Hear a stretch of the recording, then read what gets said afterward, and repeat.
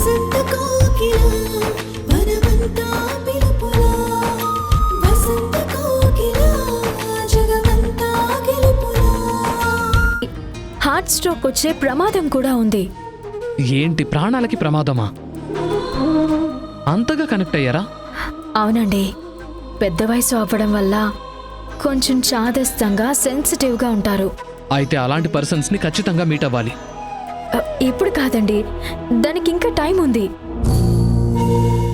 నేను ఆశ్రమంలో ఉన్నవాళ్ళు ఆయన ప్రాబ్లం నుంచి వీలైనంత తొందరగా కోలుకోవడానికి అన్ని ప్రయత్నాలు చేస్తున్నాం. వన్స్ అన్నీ క్లియర్ అయిన తర్వాత అప్పుడు డైరెక్ట్గా వెళ్ళి మీట్ అవుదాం. మొత్తానికి నేను రాకుండా ఒప్పించేస్తున్నావా? ఒప్పించడం కాదండి, అర్థం చేసుకోమంటున్నాను. మీరు ఆఫ్టర్నూన్ వరకు ఏదైనా మూవీ చూడండి, ఆ తర్వాత లంచ్ చేయండి. ఆఫ్టర్ ఫుడ్ సరదాగా ఫ్రెండ్స్ని మీట్ అయ్యండి. మీరు తిరిగి ఇంటికి వచ్చేసరికి నేను ఇంట్లో ఉంటాను. నువ్వు ఉండవు గానీ నాకు మాత్రం ప్లాన్లు షెడ్యూలు చెప్తున్నావా? ఏం అవసరం లేదులే. ఏం చేయాలో, టైం ఎలా కిల్ చేసుకోవాలో నాకు బాగా తెలుసు. నువ్వు వెళ్ళు. సరేనండి, బాయ్. సంధ్య సంధ్య సంధ్య, ఆశ్రమంలో నీ ఫ్యాన్ ఎవరో ఉన్నారన్నావు కదా, ఆయన్ని తొందరగా రికవరీ అవమని చెప్పు. ఇలా సండేలన్నీ మీకు సేవలు చేస్తుంటే నన్ను ప్రాణంగా ప్రేమించే నా భర్త నన్ను చాలా మిస్ అవుతున్నారని కొంచెం గట్టిగా చెప్పు. సరేనండి, వస్తాను.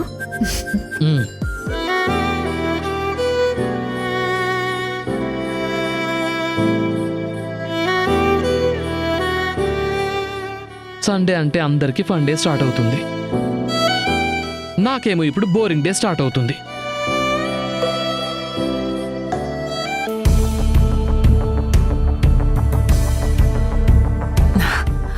రామ్మా, నీకోసమే చూస్తున్నావు. నాకోసమా? అవునమ్మా, సూర్య ఆరోగ్యం కోసం శివుడికి రుద్రాభిషేకం చేయిద్దామని నిన్నటి నుంచి అనుకుంటున్నాం.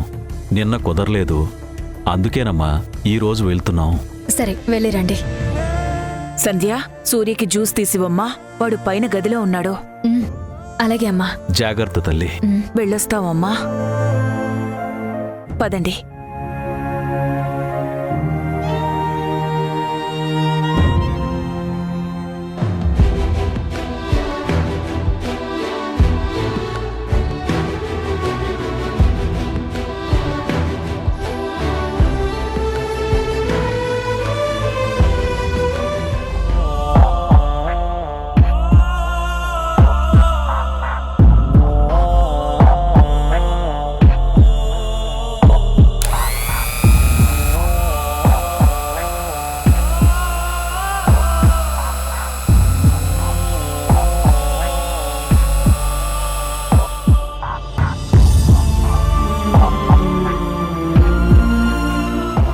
ప్రపంచం అంతా సండే వస్తుంది, మా ఇంట్లో మాత్రం సండేతో పాటు సంధ్య కూడా వస్తుంది.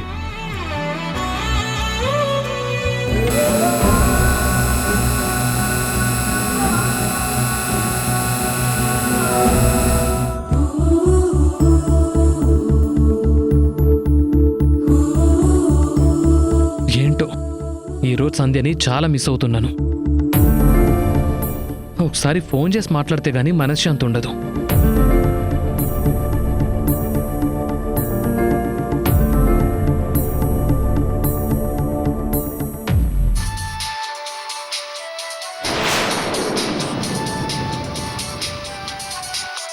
సంధ్య, సంధ్య,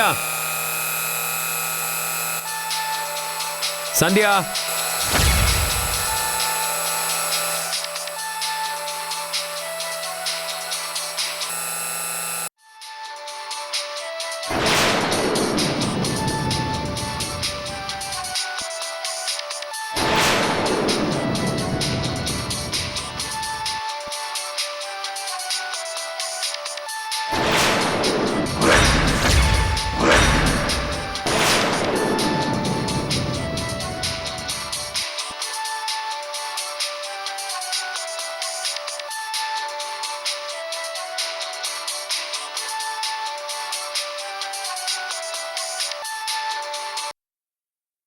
హలో, హాయ్ డార్లింగ్.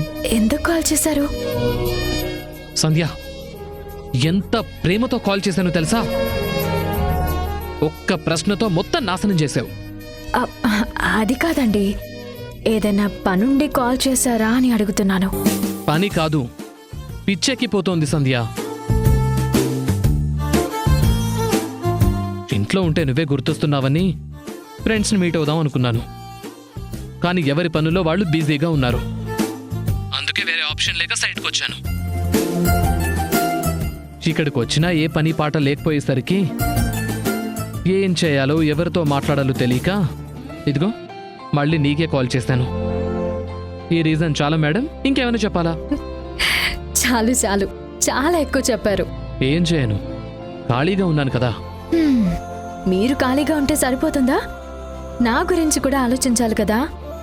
ఆలోచించాను కాబట్టే నీతో మాట్లాడుతున్నాను. ఈరోజు నువ్వు తొందరగా వచ్చేస్తానని మాట ఇచ్చావు కదా, వస్తున్నావా లేదా? అక్కడి నుంచి వచ్చి ఇంకా కొన్ని గంటలు కూడా కాలేదు, అప్పుడే ఎప్పుడు వస్తావని అడిగేస్తున్నారా? కాసేపు ఓపిక పట్టండి. ఇక్కడ పనులన్నీ వీలైనంత త్వరగా పూర్తి చేసుకుని డైరెక్ట్గా ఇంటికే వచ్చేస్తాను.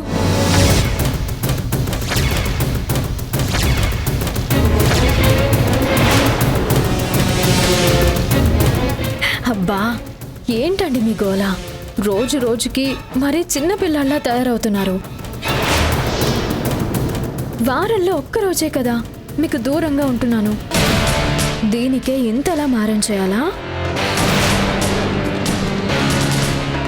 ఆ నేరం నాది కాదు డార్లింగ్. నన్ను అంతగా బానిసం చేసినని అందానిది. నీకీ సేవా కార్యక్రమాలు లేనప్పుడు మనిద్దరం సండేలు ఎంత ఎంజాయ్ చేసేవాళ్ళమో నీ గుర్తుందా? నాకన్నీ గుర్తున్నాయి. మీరు ప్రత్యేకించి గుర్తు చేసి మీరు డిస్టర్బ్ అయ్యి నన్ను డిస్టర్బ్ చేయొద్దు. నేను తర్వాత మాట్లాడతాను, ఎవరైనా చూస్తే బాగోదు. అయ్యో, మొగుడు పెళ్ళాలు మాట్లాడుతున్నప్పుడు ఎవరు చూస్తే ఏంటి, ఏమనుకుంటే ఏంటి? ఇప్పటికిప్పుడు నీ దగ్గరకు వచ్చి నిన్ను గట్టిగా హక్ చేసుకొని ముద్దు పెట్టుకోవాలనుంది. అబ్బా, మీరు మీ గోల ఎప్పుడు ఇదే ధ్యాస మీకు? రాత్రి వరకు ఓపిక పట్టండి, నేను వచ్చిన తర్వాత మీ ఇష్టం.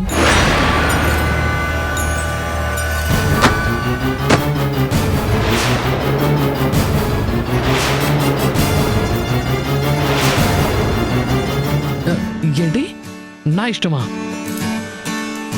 అంటే అంత నా ఇష్టమేనా? అవునండి. ఈ శుభ సందర్భంలో మిక్కిలి ప్రేమతో నా ముద్దుల సంధ్యకి ఒక ఘాటైన ముద్దు. అబ్బా, ఏంటండి ఇంత సౌండ్ వచ్చింది? ముద్దు పెట్టారా? ఫోన్లో మూత పెట్టి అరిచారా?